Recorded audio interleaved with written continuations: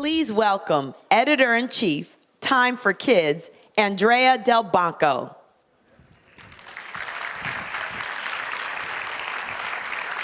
Hi, everybody. Good afternoon. I'm so excited that you're joining us today, this amazing Dreamforce community. Today, we're going to be talking about how two amazing world-class musicians who play in very different genres of music are using their platforms for change and to make an impact, a positive impact, and to create community. And I am thrilled to introduce two men who need no introduction, Lars Ulrich and Yo-Yo Ma. Okay.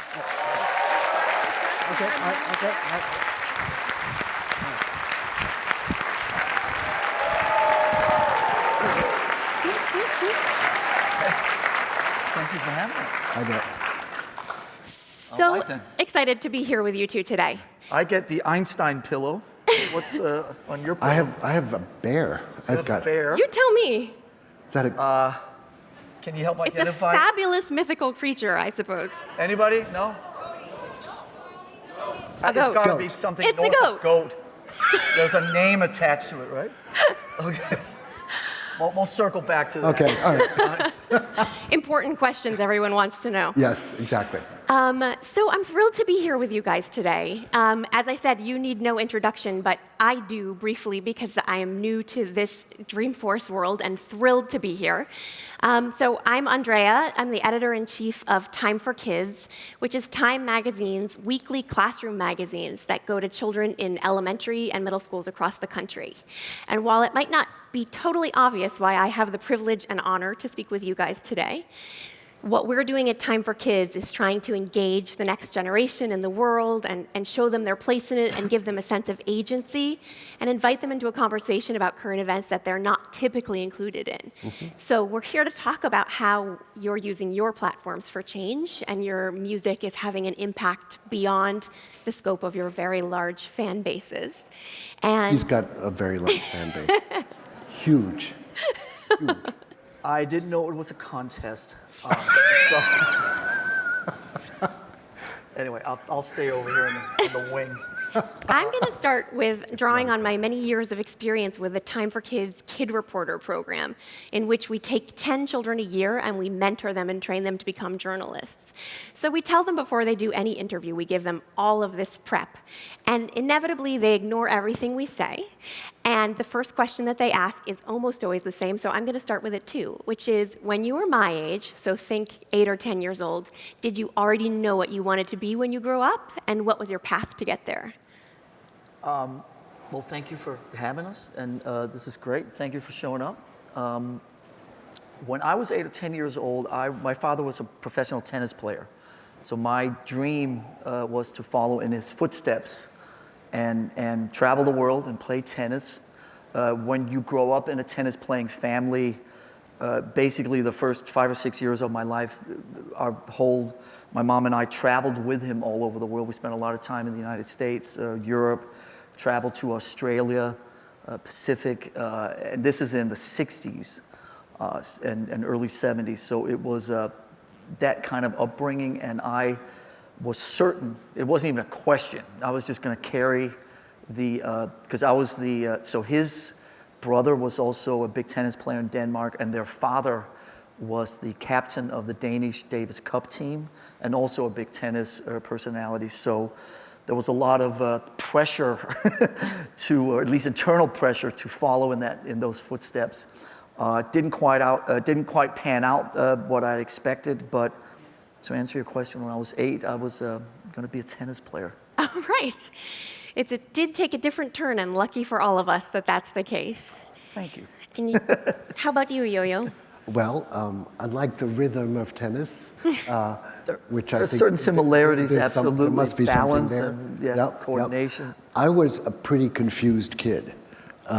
So when I was 8 or 10, partly because I was a new immigrant, I was a new American, having been born surprisingly in Paris, France. And my parents immigrated to the States when I was about 7.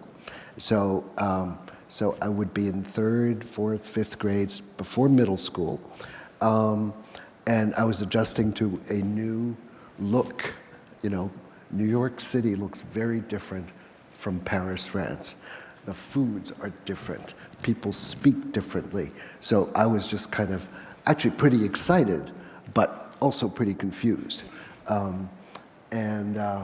So music was part of, you know, my family's life. And I like to say, half jokingly, that I had not one but two tiger parents.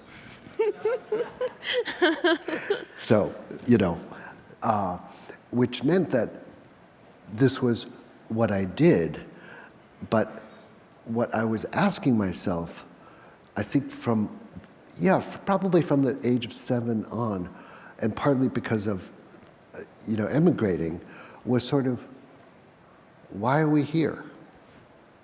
You know, who are we? What are we doing? And why am I doing music? I loved it, but that doesn't mean that I was choosing it. So those questions were swirling in my mind. Pretty impressive for a kid that age to think that way. I think, Well, if you change looks, space, and everything, Right. of course you've got questions. That's a Right. very natural thing to do. Right. You know, not amazing at all. well, clearly you found your path and found your purpose and passion, presumably, for what you do. So I'm curious to know, along that route, at what point did you just commit to it and know that this was what you wanted to do and go with it? Difficult question. I'll answer, but I think he'll give a much better answer because my confusion continued, and because I felt I never really made a decision about what I was to do. And so, you know, I went to college, I pursued a liberal arts education, which exposed me to, was sort of like my next immigration, because suddenly I saw so many ways of looking at the world, right? And because I'm kind of confused and slow, it wasn't until I was 49 years old that I realized that I was happy being a musician, because it was that time that I finally admitted to myself that always, all my life, I was interested and passionate about people, about understanding human nature. And so everything that I was trying to explore, I finally realized, that I could explore through music. Mm-hmm. And so that's when I became a very, a very focused, directed person. I see the same answer. I'm still waiting to commit to it full time. Yeah. So we'd like to think that. Well, thank you very much. We'd like to think that our best years are still in front of us. But I think that, when tennis, so in Denmark, which is a country that's about this big, I was ranked in the top 10 in the different age groups, and then we moved to Southern California for me to pursue it full time. And I wasn't ranked in the top 10 on the street that I lived on in Orange County.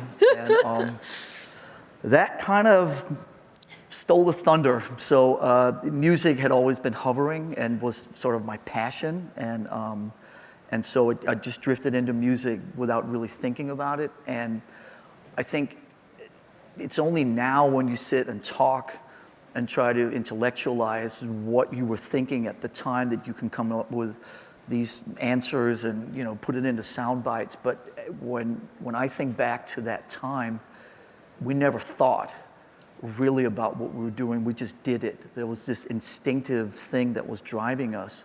And I think as you get older and you sit and talk about your process and your outlook and how it all sort of works, occasionally, maybe you can relate to a part of this, is you wish that you still had that complete, uninhibited instinct that was, you never questioned. Mm-hmm. So when I think back to those formative years, it was just, you just did. And you followed something, and when I see in my own kids, we were talking about my kids, I've got a 21 and 18-year-old who are also playing music and interested in arts and creativity and so on. And I think it's interesting to see how they think about process and what they want to do. And for me, and my particular thing, I just never thought about it. We just did it. And for me, it also, I think a big part of it was that I was an only child. So I was very close with my parents, but also felt that I really didn't connect to a lot of my peers. Mm-hmm. And so being in music, and especially being in a collective, being in a group, gave me a sense of identity, of belonging to something that was bigger than myself. And that was, I think at that time, was probably the primary driving force, is just belonging to something. Mm-hmm. I think you've hit on connecting with people, and I think fundamentally that's sort of what we're here to talk about today, which is the way you are using your music to connect people and bring communities together and start a conversation and be inclusive and expand your communities and your reach. And I think one of the questions that I have about that is, was there also a moment of intention at which you shifted your focus towards that? Lars, for example, I know you launched All Within My Hands as a foundation relatively recently and had been doing much of the same work prior to that. But what made you decide this was the right moment and this is the right climate in this world to commit to it? Well, I think obviously, since we're all in this space together, is primarily because of I guess, tech and about the way that the world has sort of drifted in this direction. So for us, a big piece of it is social media. So the role that we've always considered ourselves accessible. We've always prided ourselves in being transparent with our fans. We've always enjoyed, I think very early on in your career, you make some choices, maybe not on purpose, but it's like, how accessible do you want to be? How, in the 70s rock, the bands like Led Zeppelin and Kiss and so on, they were very, everything was about mystery and about sort of, it was, who are these people? There was never really pictures of them on the album covers. A lot of it was this thing about the mystique of it all. When we came up in the early 80s, we were much more inspired by the roots of punk and about being at the same level as your audience, being accessible and feeling that you and the audience are really in it together rather than the audience and the band are two separate entities. And so we always prided ourselves in having the door open and being as accessible as possible. So when social media really became a force to be reckoned with, whatever, let's call it 10 years ago, give or take. It started just giving us another way to really feel that we were connecting with our fans and people that appreciated what we're doing on a worldwide basis. And so we had been giving, been charitable and been giving away, but we also were a little cynical. It seemed that there was, in every charitable transaction, occasionally there could be elements of self-promotion. Look how cool I am. I'm doing this, I'm doing that. So all the cynicism that we grew up in the 80s and 90s, we didn't trust it completely. So we were charitable and worked a lot with wherever Metallica played, giving back in local communities, especially with food banks. But when social media really became a force to be reckoned with a few years ago, we realized that we could use the platform to really encourage the Metallica community and the Metallica fans to get involved. And so if we gave and if we shared what we knew and we encouraged, then the community hopefully would roll their sleeves up and join us.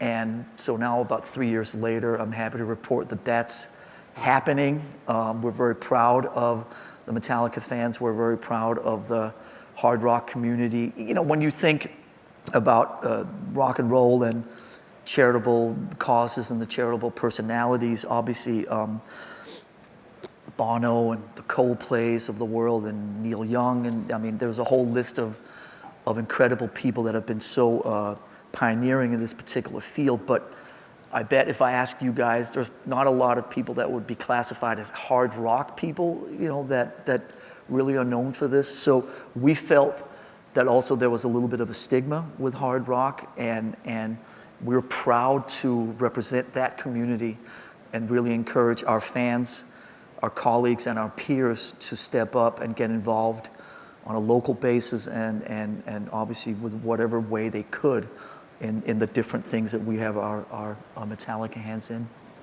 And your community seems to find so much strength in that. It seems like you're just building a sense of connectivity and trust and excitement and engagement around that, which is pretty remarkable with, as you pointed out, with a community that you're reaching largely through social media.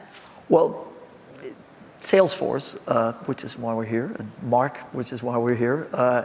So in his keynote the other day, and obviously being here for the keynotes the last few years, the first word that comes up when it talks about the primary goals of sales and connecting with the customers is the word trust. Mm-hmm. And so we feel the same way in Metallica, and that for us it's really just we're on a continuous journey, 38 years in, to find new ways to connect to our audience, to connect to our fans, to work in as many different ways to break down that perceived barrier between the band and the audience.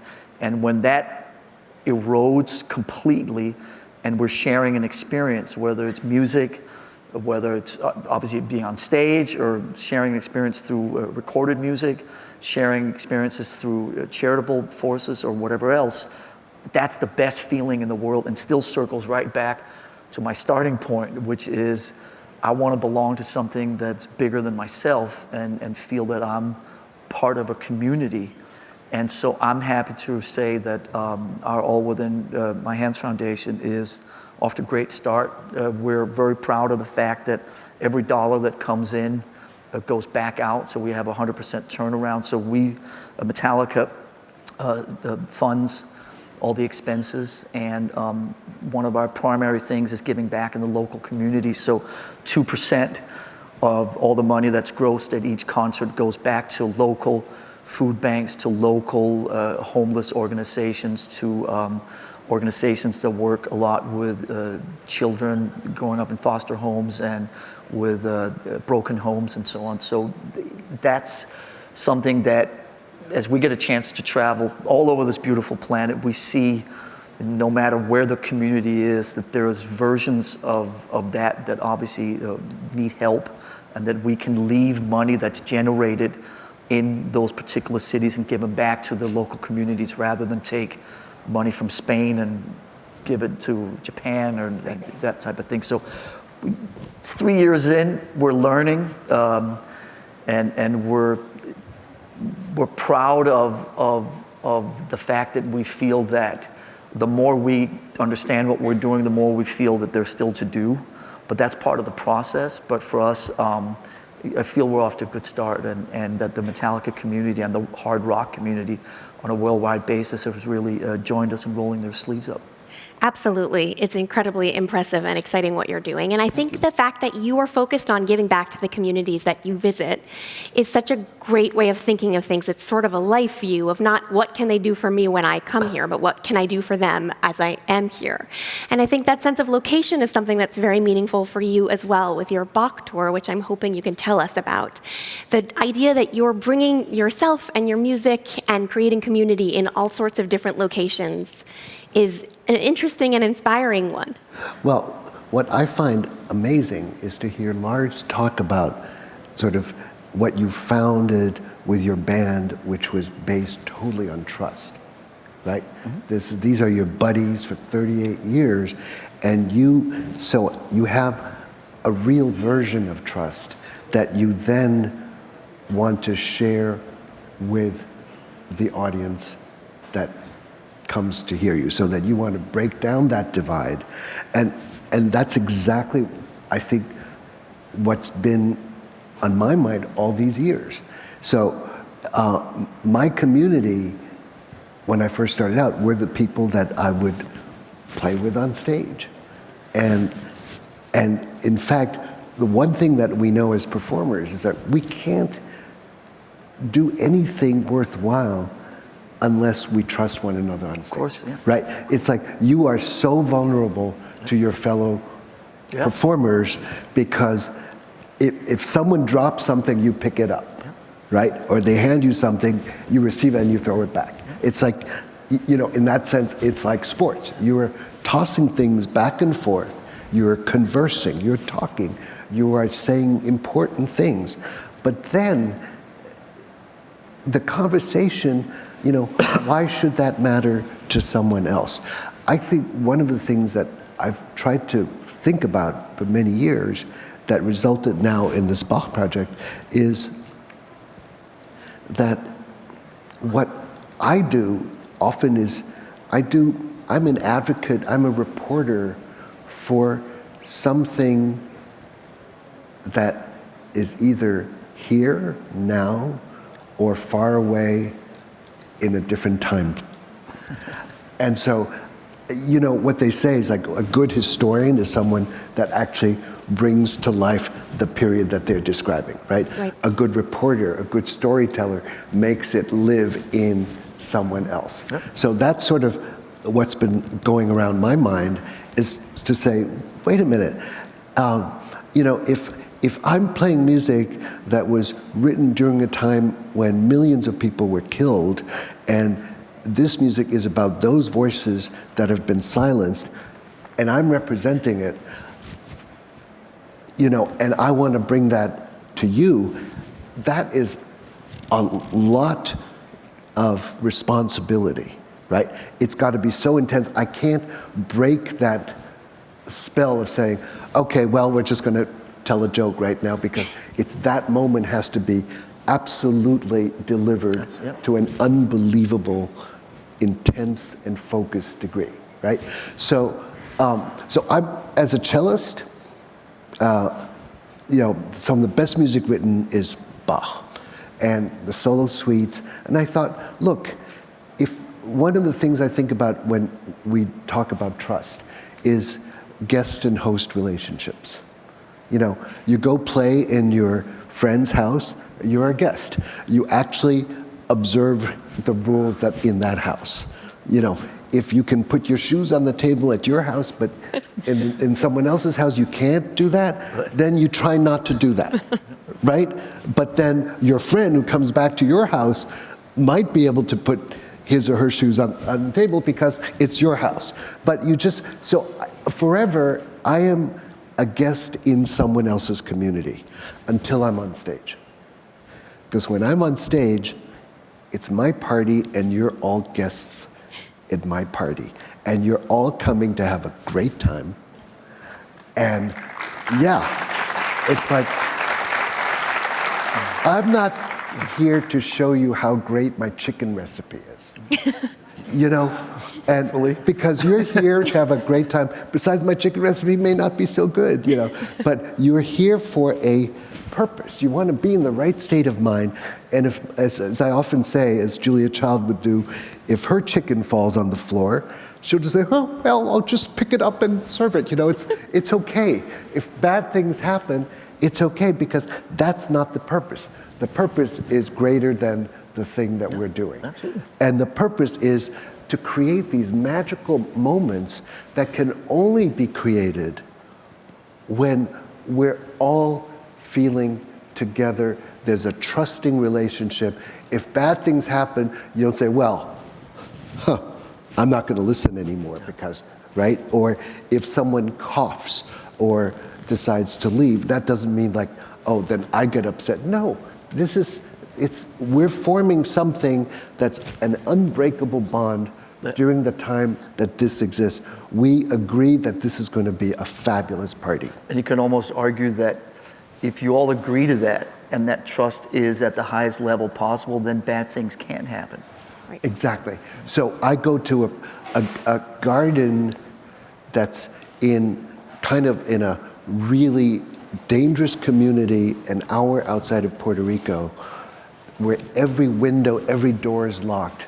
And that garden, with beautiful flowers and lettuces, whatever, not protected, nobody ever touches it.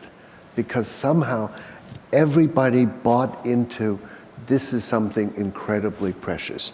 Oh my gosh, that was, to see something like that.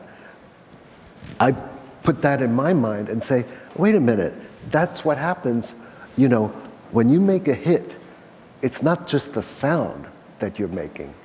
It's all the intention and all the experience you've had in your life, and the tennis and the moving from Denmark and all of this. That hit is like that garden. It's precious, right? You don't just kind of throw it away. It's totally, and that's why anybody that says something or sings or plays something or writes something, and you put intention to it, and you're proud of it, you treasure that. That's what it's all about. Absolutely. In addition to taking on responsibility for all of that, which is very much, you're also taking the time and the care to invite more people into this community. And I think one of the things that's so fascinating about your work is you are really willing to push the boundaries of traditional cello music and cross over into other genres. And I hate to disappoint anyone in the room. These two are not going to play together today. I'm sorry. I know everybody was hoping that was going to happen. That's maybe in the future. Does it? So the thing that we talked about doing tonight, absolutely in the future. You heard it here first. No. Sorry, everybody can leave now. Okay. All right, the stage is going to spin around now, and there'll be the other members of Metallica are back there, and there's a... No. But you know what? I am so excited to go around the world and meet audiences and have town hall meetings with people. As Obama said today, who was at the Obama lecture? Okay. He said some incredible things. First of all, wherever he goes, there are leaders, and they come from unexpected places. That's fantastic. And to that end, every community that I've been to, I just came back from New Zealand, and I worked with a wonderful, wonderful Maori musician, Marlon Williams. He's a great singer. It's so talented. Almost every place I've been to, whether it's in Barcelona, I worked with a young Catalan singer, or in Mexico, or there are these musicians that live there. They bring music, or in Lebanon, it's like, and they're beautiful musicians. It's so gratifying to know that actually it's possible because we deal in the language of sound, and if you can figure out why someone makes certain sounds and does it, you can actually find a way to express. So that part is a lovely thing. But even more so, getting to listen to people to see how they are solving local problems, and in beautiful ways that's not like the fractures that we see at the national or international stage, is something that to me is an antidote to sort of the blasts of sort of the world is falling apart, which maybe it is, but actually there are places where it isn't. And so I get fed by this incredible kind of good news because it's real, it's truthful.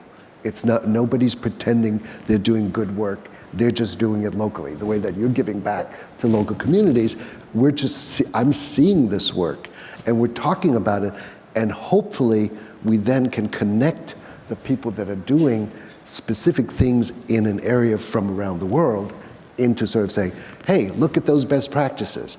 Isn't it wonderful that you solved that problem? Now you can share that.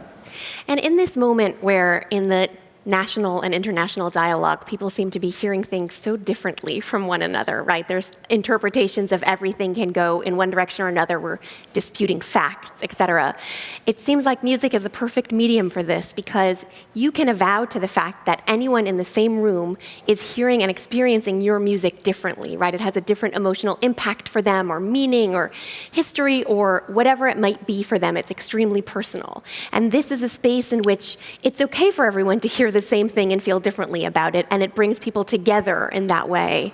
Yeah, it's amazing. I mean, it feels sometimes when you talk about the possibilities of music, you get dangerously close to cliches. Music really brings us all together, and it's so beautiful. But I'll tell you, the example I use is, so we played in Abu Dhabi a couple times, which is the gig for Dubai and the UAE, and we've played there, I think 2 or 3 times. And every time we play, there's a lot of people. And we look out in the audience and you see Iranian flags, you see Iraqi flags, you see people from Saudi, Kuwait, Lebanon, Syria, the whole region. And you look out, sitting up on stage, doing your thing, and you look out and all these people are sharing a moment, sharing an experience. And it's amazing to see how for 2.5 hours, all the differences and thousands of years of just everything that this region has gone through dissipates for 2.5 hours while they're sharing this musical experience. And as cliche as it sounds, when you sit in those moments and open your eyes, it's really about, that is what the possibilities of what we do can get to. That's the place where at its best it can end up. And the other thing I was thinking as you were talking is just how as the world is shrinking and as tech and social media is transforming our ways of communicating all over the world, there's so many new places, and I'm sure it's the same in your world, where we continue to be able to go and play and open, countries that have infrastructures that can support concerts and all the craziness that comes in the wake of this. So in the last 5-8 years, we've been to Malaysia, we've been to countries in Latin America like Paraguay and Colombia a couple times. We've been to places like Panama, Guatemala, lots of places where 20 years ago, even 10, 15 years ago, there was simply no infrastructure to play. And so when you go to Guatemala for the first time and have 40, 50,000 people there united around an experience and seeing what the power of music in its most transformative stage can do to open up a dialogue like we talked about, getting people to experience something that's different from what they've seen, getting them to, or encouraging them to interpret the experience through their own eyes, ears, and what we try to do is obviously, proudly so by the way, is not to, you have to interpret, this song is about this, and this is how you're supposed to interpret this, and this is what this means, and this is what we're trying to say with that. All of that is part of that creative dialogue where if you find the right balance to just throw it out there, and then I think the most valuable, or one of the most valuable pieces of it is that people can form their own version of it, interpret it how they want, and do with it what they want, and then apply it to the things in their local communities, in their lives, in their families, in their relationships. And that is where what we do really can make a difference. And like you rightfully said, in these challenging times, and when you don't even know what's up, down, or sideways, or real or fake, or any of that, music seems to somehow almost get a hall pass, or get be void of getting too caught up in that conversation. Not saying that obviously if the artist wants his or her point of view brought into that dialogue, of course that's possible and great things can happen. But also if you want to stay clear of that dialogue and give people an opportunity to go and escape or lose or disassociate themselves from all of that stuff, then music obviously also offers that. So it sort of can, in a funny way, work both ways. And I hate, am I the only one that hates the phrase win-win? It just sounds It sounds so cheesy, but it sort of ends up being like a win-win for everybody in How that about a sense. lose-lose? Okay. We'll take win-win. Yeah. Yeah, okay, fine. No, but can I build on that for a second? Please. Because I think that you hit on something incredibly, and use hit a lot, you know, really, really important in that when you go to Guatemala or when you go to, you know, Dubai or Abu Dhabi, or you're creating memory points. And if I can just say that the reason we do anything in terms of creating an experience that you want people for it to be memorable. The reason you do Time Your Kids is if they read an edition of the magazine, you want them to remember, because otherwise it's wasted. You go to class, you go to college, you go to 9th grade or 6th grade, you want to remember something from that. Otherwise, why learn anything, right? Why do even really well on a test, but you forget everything that you did the next day, right? So performance is one way to kind of galvanize all their senses, eyes, ears, tactile, skin, smell, you know, and to form a memory around which they can say, that was the day that I did this, that was the time period that, you know, people remember your songs because they heard it when they were 19, it becomes a 34. part of a soundtrack to their lives and their experiences. Exactly. So therefore, but you can only do that if your imagination is activated. So if we say there's trust, the very bottom fundamental value that we have to have. Well, trust means like it's safe enough to be vulnerable. You can't create things if you are in a traumatized state. So therefore we need safe places, non-violence places, places where you're not threatened. So in order to imagine something, and if you can imagine something, that's the beginning of getting to saying, well, what is life like in Guatemala? You start to get to the search, the curiosity to find what truth is. What is the truth? What's your truth? What's your truth? Oh, okay, so where does that connect? Oh, maybe it's different because you had a different background and this, but you agree on this point from which you can build a narrative, and that becomes culture. That happens in science, it happens in tech, it happens in music, it happens in politics, because when it works, that's when you can build. But when you take away the trust, when you take away if you're talking to a non-curious person or a non-imaginative person, suddenly it's like, how was your experience? Oh, I did this and this and this. Oh, that's nice. Full stop.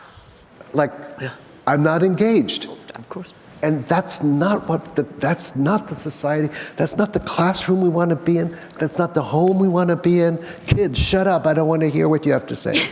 Wait a minute, but I saw this. No, I don't want to hear you can't take someone's curiosity and dignity away, because that's when people start to shut down.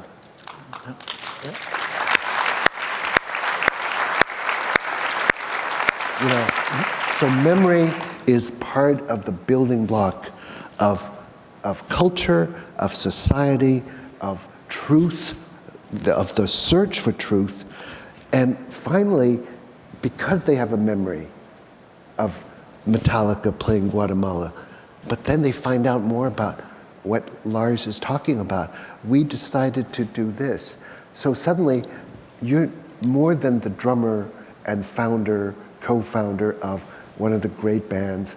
You're also this. So suddenly, they see a different portrait of what makes sense to them. You know, and hopefully inspires them.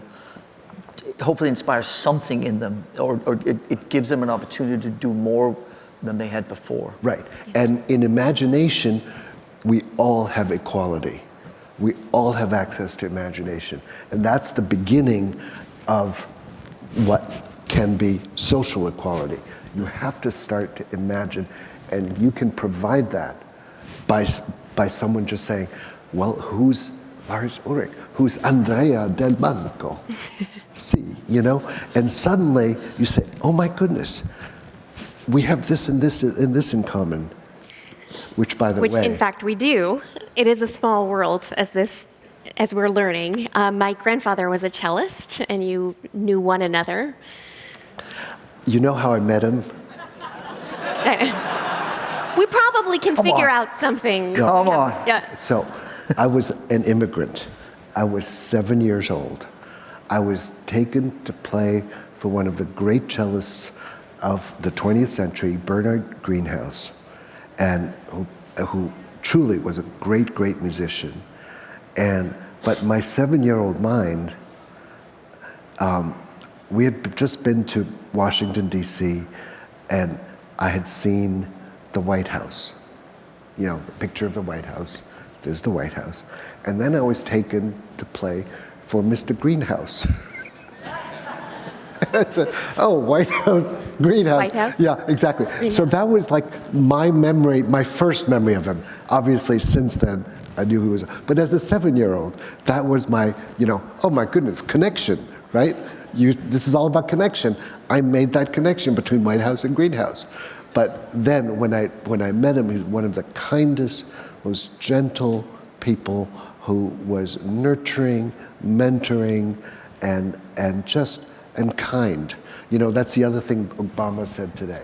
He said, what advice would you give to people? He said, well, you know, it's like at home, Michelle she's management, I'm labor, and the part that I've played in parenting, you know, I've said to my kids, they're just two things to remember.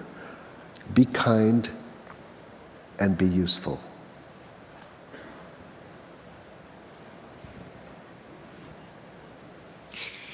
I think you're both doing an incredible job of doing both of those things. And in terms of being useful, it isn't a foregone conclusion that musicians would open up their world and invite so many people into it. And both of you have done an amazing job with taking what could be construed as a narrow category of music and inviting more people and broadening your audience and your reach. And I'm curious if you are working to do that with intention, or if it's just something that seems to be happening as we're all striving for community and looking for connection, and everyone in social media is trying to find one another in that way. Yeah, I mean, for me, for us, it's very simple. I mean, to me, there's only two kinds of music: great music and less great music. Beyond that, you don't need to break it down into any categories as far as I'm concerned. And so I think the press and maybe the music business benefits from categorizing things, but we've never felt the need to really go beyond that. Yes, we understand, like we talked about before, we're fit into the harder rock category and so on, but it really is, I think in our case, we're just not comfortable being, you know, everything has to be so isolated into these subdivisions. So we feel that as musicians, you know, our job is to, and what turns us on, and you know, talking about the curiosity. I mean, I grew up, when I was 5 years old, I mean, the earliest sounds I remember coming out of my dad's music room was John Coltrane, Dexter Gordon, Miles Davis, the Doors, Jimi Hendrix, the Rolling Stones, Ornette Coleman, and the list goes on. And so it all these things, you know, Bob Marley. I grew up in a very diverse musical household. And so I love that, and I love being inspired by all these different things and bringing that to my day job. And I certainly encourage people to broaden their horizons as much as possible. And in the there's a whole separate conversation here if anybody wants to stay late, but about the sort of the conservative, there are certain conservative traits that go through the world of hard rock that we've tried our best to fight against. And certainly one thing is to be open-minded and to not get stuck in these narrow views of music or the world or whatever. So as far as I'm concerned, as far as Metallica is concerned, we like to look in broad strokes. And I would even say when people talk to me about, what do you think of this, or what do you think of that, or what inspires you? I actually go outside of music. Those of you who know me know that my biggest passion in the world of arts is film. And I think film as a medium still has a lot of, there's a lot of exciting things that are happening, a lot of barriers that are still being broken down. And I feel that film, when I see a great movie, I saw a movie a couple days ago called Honey Boy, saw a movie 2 nights ago in a preview of a movie that I highly recommend called Uncut Gems with Adam Sandler that's coming out next month. When you see movies at that level, they're rare, but when you see movies like that, it makes me want to go back to Metallica and write songs, play music, and that type of stuff. So whether it's painting or whether it's sculpture or whether it's film, whether it's literature, I find just as much inspiration outside the world of just music or even just hard rock. So to me, it's just about, like you were talking about, curiosity, broadening your strokes, broadening your horizons, and not thinking in too limited a scope. I wish we had more time to be able to get into all of that. Unfortunately, we don't. How about if we stay? Do you have to Great. go? Yeah. I'm happy to stay. Yeah, I've got we're- all we're not day. doing anything. I've got all day. No. We can sit here and entertain ourselves. I'd also like to encourage everybody to be on the lookout. I will announce the date for these two shared The concerts. collaboration. So you've heard it here first. When they're Will collaborating, be announced I'll be back. exclusively on the Salesforce platform. But I just want to say one thing to your comment, and it won't take longer than 30 seconds. I think we talked about trust, we talked about truth, curiosity, but I want to wrap it up with the word service. The reason we've invented everything that we have, it's for one another. And so I hope everybody here will become unbelievably fulfilled and successful in life, in finding the kind of purpose that Lars has found since he was a young person.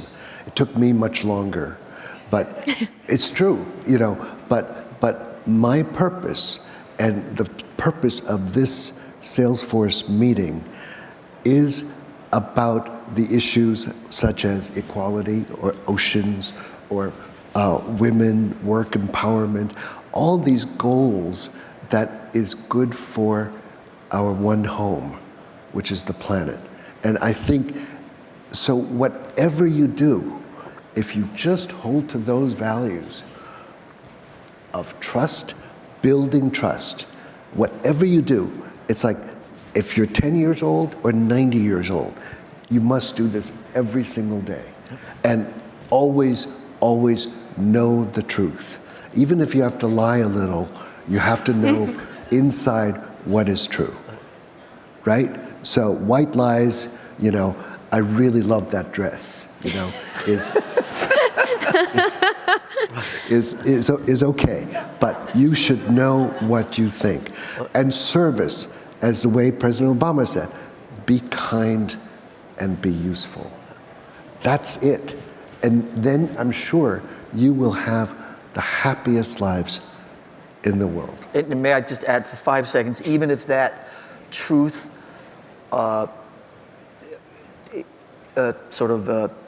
changes along the way, you don't have to be, I always feel people go, 20 years ago you said this or you did this or whatever. Yeah, but that was my truth 20 years ago. And today my truth is something else. And something I said today, maybe if we were doing this again tomorrow, would give different answers or different points of view. But I think if you can always try to be truthful to the moment, to that moment, to your thoughts, to your feelings in that moment, then You can always hold your head up high. You can, look yourself in the mirror and be proud. And you have to allow yourself also to have a different truth tomorrow. Thank you both so much.